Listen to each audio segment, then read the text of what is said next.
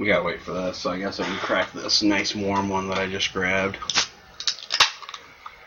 Because it does the old C64 load screen.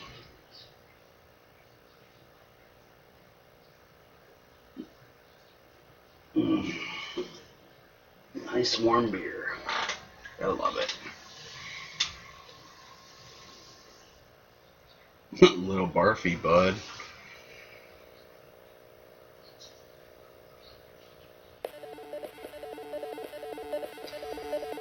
Aw, 1985, the number, another summer, get down, sound of the funky plumber, Nintendo hitting your heart, 'cause I know you got soul.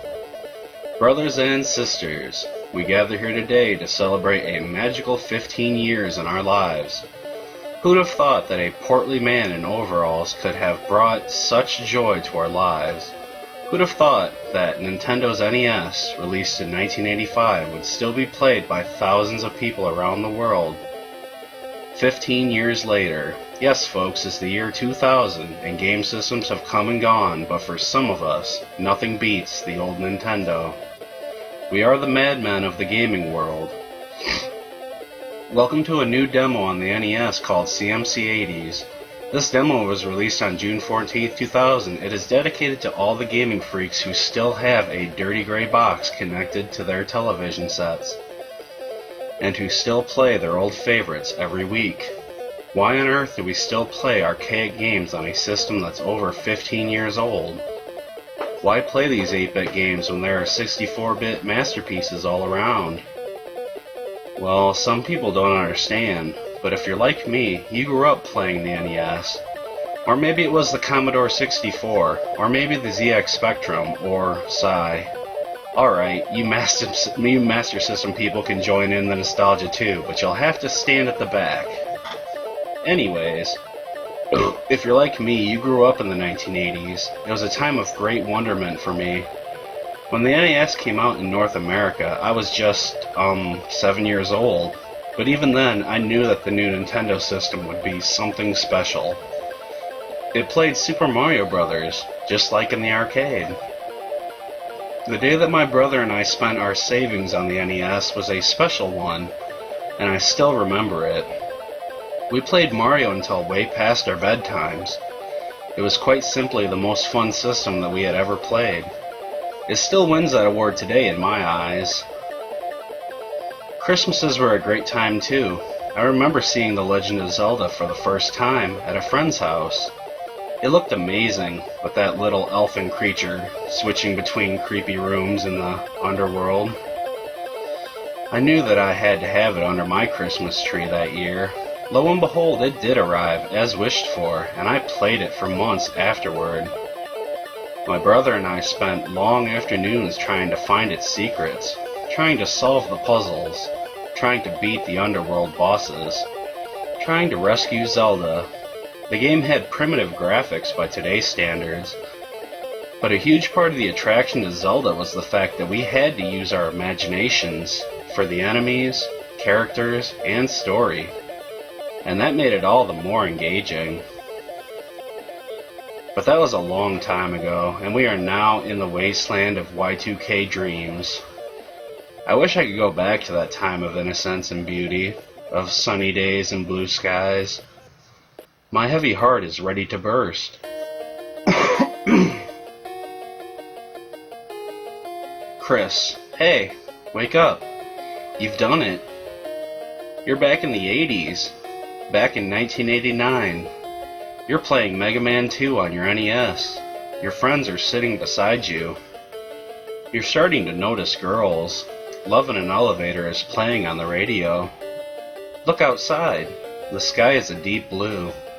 The grass is clean and clear, air is fresh. Everything is fine with the world. Well, I guess that anything is possible if you wish for it hard enough. You can close your eyes and grit your teeth and strain all your muscles in wishing, and some things never come. Happiness is probably the thing most often wished for by people, and nostalgia is a heavy narcotic of wishing.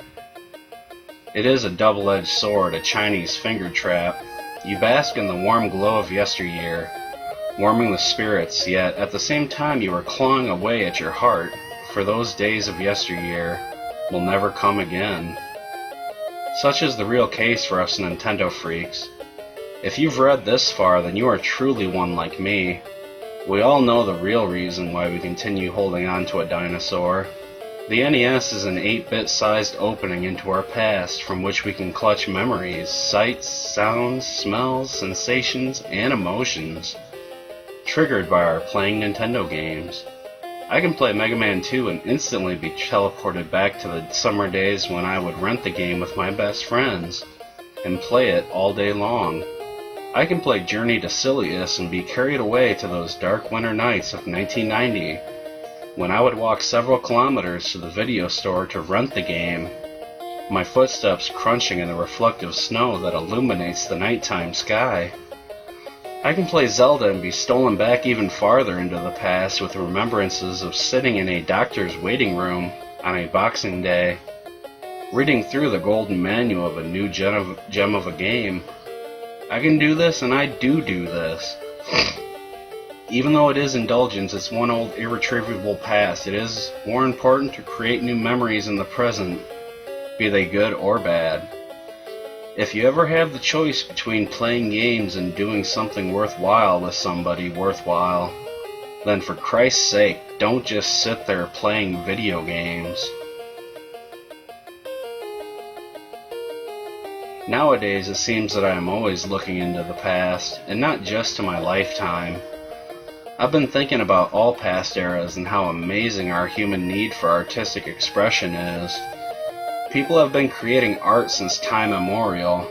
The one true purpose of art is to make emotional connections with our fellow humans, to attempt to express the unexpressible, to send messages into the future telling our descendants how our lives were filled with constantly altering joy and sorrow, just as their lives will be. Now I am doing my part to try to make some art to tell somebody, anybody who will listen, that I have felt joy and sorrow and have tried to live through all of it. But alas, the two main hurdles for all humans will befall me too. I cannot reach everybody on Earth with my message. My message will be forgotten, will disintegrate, will be destroyed by the unstoppable eroder of time. At the very least, I can take comfort in knowing that at some point in time, some atoms in the world, some bits of electricity, were configured in a matter, however fleeting, that spelt out my name. Chris Coville.